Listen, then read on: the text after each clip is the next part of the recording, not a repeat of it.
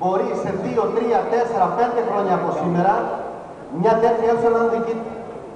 Να μιλάει σε τόσο κόσμο, σε όλη την Ελλάδα, θα κάνει καταγωγή, και να τον υποδέχονται έτσι μετά τις ομιλίες του.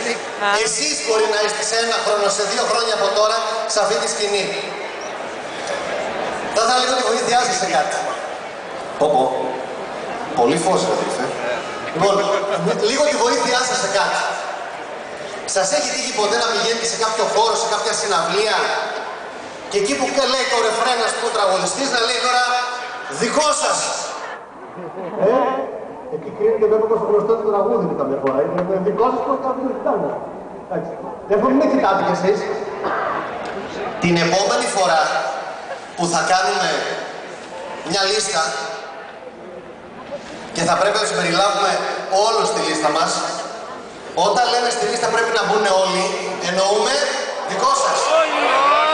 Εννοούμε αυτό.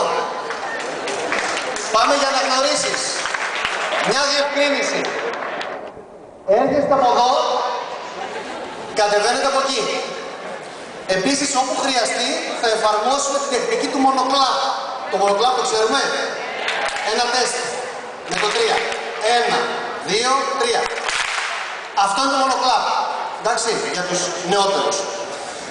Η αναγνώριση είναι πολύ σημαντικό θέμα, γιατί ακριβώς μας δείχνει ότι αυτή η επιχείρηση λειτουργεί.